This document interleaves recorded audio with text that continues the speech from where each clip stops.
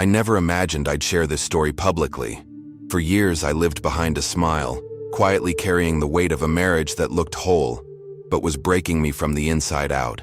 I was raised to believe that marriage was sacred, unbreakable, and divinely ordained, no matter the cost. And I paid the price. Today, I want to share what happened when I began to question what I had once called truth. This is not just my story. It's the story of anyone who has ever stayed quiet out of fear, guilt, or the crushing weight of religious obligation. If you've ever wondered whether God values your happiness or only your sacrifice, I urge you to listen. This may be the moment that changes everything. I grew up believing that love was enough, that once you said, "I do" before God, it meant forever, no matter what. I was taught that good marriages were about endurance, about sacrifice, about staying, even when it hurt, especially when it hurt. My church praised women who persevered, the silent ones, the ones who bore their crosses behind closed doors. So I learned to be silent too. When the joy began to fade from my marriage, I didn't question it. I blamed myself. I prayed harder. I fasted longer. I stayed up through countless nights begging God to bring back the man I fell in love with. My husband wasn't cruel in ways you could see. There were no bruises, no betrayals, no raised voices. But there was a slow, creeping absence, a hollowing. The laughter disappeared first, then the touch, then the eye contact. I would speak, and he wouldn't respond. I would cry, and he would sigh. Over time, it felt like I was married to a ghost, a man who shared my bed, my house, my meals, but not my heart. And still, I stayed, because the vows were sacred, because the Bible said God hates divorce, because every sermon I heard reminded me that the cross we bear leads to glory. I remember once sitting across from an elder's wife after church. I must have let my exhaustion show because she looked at me and said, "You just need to pray more. Be patient. Submission is your strength." I nodded, smiled, and swallowed the lump in my throat. But inside, something cracked. Was I the only one drowning in a covenant that no longer felt mutual? Was this what God wanted for me? A life of quiet suffering under the name of faith? I didn't know how to ask those questions without sounding rebellious, ungrateful, or even sinful. So I buried them, deeper and deeper. But questions have a way of resurfacing. They show up in the silence between dinner and bedtime, in the empty seat next to you during a church event, in the way your own reflection begins to look unfamiliar. I would look in the mirror and see a woman who had lost her spark, her voice, her sense of self. I didn't recognize the person staring back, and still, I told myself this was obedience, that God would reward my sacrifice, that somehow, all of this pain had a divine purpose, that maybe, just maybe, I was being refined. Then one night, everything changed. I collapsed in my living room. There was no warning. One moment I was standing, the next I was on the floor, surrounded by darkness. I couldn't move, couldn't speak, but I could hear. Voices, panic, someone screaming my name. And then silence. A silence so complete it felt like being swallowed whole. But I was still aware, still conscious. And then I saw it, my body, lying there, lifeless, pale. I was outside myself, watching the chaos unfold around me.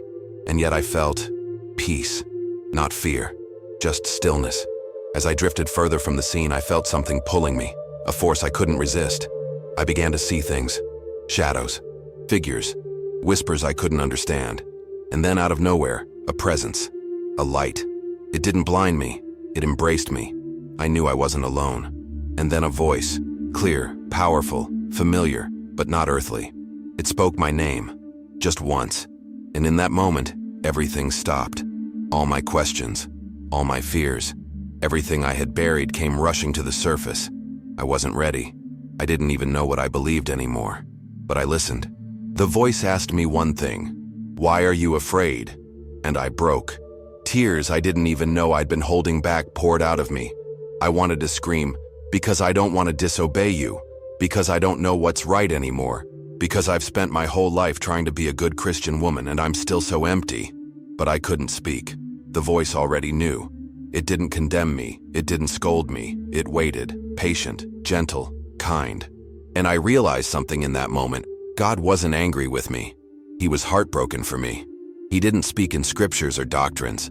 He didn't repeat the words I'd heard my entire life from pulpits and books. Instead, he showed me things. Moments from my own life began to play around me like scenes from a memory I had tried to forget. I saw myself on my wedding day, smiling, hopeful, unaware of the silent grief that would one day settle in my bones. I saw the way I used to pray with joy, the way I used to sing freely. And then, the shift. I saw my own face years later, tired, empty, spinning my wedding ring on a table while my heart screamed for a way out. I saw the nights I begged for love, for warmth, and only found a cold pillow next to mine. It wasn't judgment. It was clarity. Then he showed me others. Women I had never met. Their faces were different, but their stories were mirrors of mine. One sat in silence on a church pew, gripping her Bible with trembling hands, too afraid to tell anyone she hadn't been touched by her husband in years. Another knelt beside a bed, praying with swollen eyes after another night of being ignored, dismissed, forgotten. And then there were the ones who left. Women who walked away from marriages that starved their souls, only to be met with silence, shame, and exile from the very community that once called them sisters. I felt their ache. I carried their pain with mine. The voice asked again, "Why do you think I created marriage?" And that question shattered everything I thought I knew. I wanted to say, "For holiness, for sacrifice, for you." But none of those answers felt right anymore. Deep down, I knew what I had missed all along. Marriage was never meant to be a cage. It wasn't designed to trap souls in loveless obligations or to glorify suffering in the name of commitment. Marriage was meant to reflect love, real love. The kind that heals, uplifts, protects. The kind that gives, not just takes. The kind that looks like him. I fell to my knees, spiritually, emotionally. Whatever part of me was still whole. And I wept. Not out of despair, but relief. For the first time in years, I felt seen. Not as a wife, not as a Christian, but as a daughter. A beloved one. Not because I stayed in my marriage, not because I obeyed every rule, but simply because I belonged to him. And in that belonging, I was allowed to question, to wrestle, to search for truth without fear of punishment. I saw the chains for what they were: fear, shame, tradition twisted into theology. And I saw that he was offering me something I never expected: freedom. But freedom is terrifying when you've lived in captivity for too long. Even as I stood in that moment of grace, a voice inside me whispered, "What if this is deception? What if you're just trying to justify leaving? What if this feeling is rebellion in disguise?" That's what fear does. It mimics the voice of God so well, you forget what real love sounds like. But his voice cut through the noise. Truth sets you free. Not rules, not guilt, not hollow obedience. Truth. And that truth began to unravel the tightest knots in my spirit. I wasn't condemned. I was invited. To trust. To heal.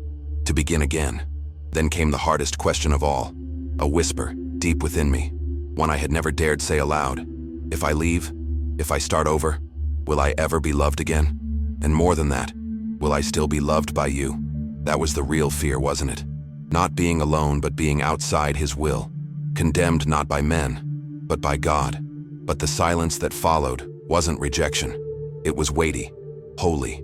And then a simple answer rose in my spirit like dawn breaking through storm clouds. I never stopped loving you. Not when you questioned. Not when you broke. Not even when you stopped believing I could love you still. I returned from that moment, not physically but spiritually, changed. I opened my eyes to the same house, the same life, the same marriage. But something inside me had shifted. I no longer stayed out of fear. I no longer wore my suffering like a badge of righteousness. I began to ask new questions, bold ones. What does it mean to love God and also love myself? What does obedience look like when the path forward isn't clear? What if holiness isn't found in staying but in walking away with faith? I didn't have all the answers, but I knew one thing for sure. I wasn't alone. Not anymore. And that changed everything. Maybe you felt it too. That deep, quiet ache. That voice inside that says something isn't right, even when everyone around you says you're doing everything right. Maybe you've prayed for years, waiting for things to get better, convincing yourself that endurance equals holiness. And maybe, just maybe, You've started to wonder if God's love looks different from what you've always been told. If that's you, this story wasn't just mine. It was for you too. You're not less spiritual because you're tired.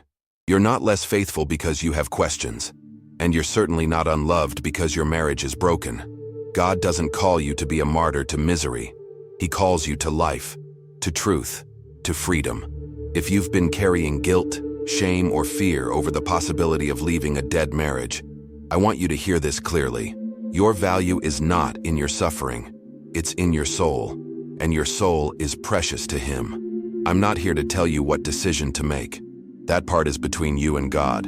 But I am here to give you permission to ask Him, really ask Him, what His will is for you. Not based on fear, not based on religious pressure, based on love, based on truth, based on the Jesus who sees you in your deepest pain and doesn't turn away.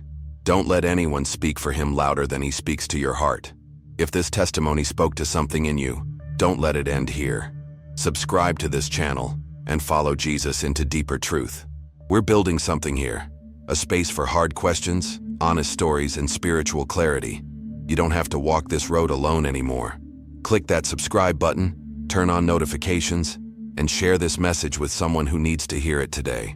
You might be the voice that unlocks someone else's prison. Let this be your turning point. You've carried the weight long enough. Let truth be what lifts it off your shoulders. Let love, not fear, be the voice you follow.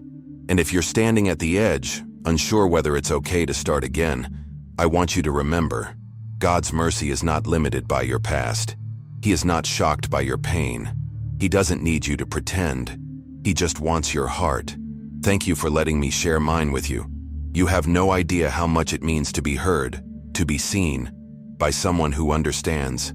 My prayer is that this isn't the end of the conversation, that you stay, that you keep seeking, that you keep asking, and most of all, that you keep trusting the one who knows every part of your story and still calls you beloved. I'll be here. This space is yours too. So until next time, be kind to yourself. Be brave in your questions. And remember, God never called you to carry what He died to free you from. I'll see you in the next video. Stay close.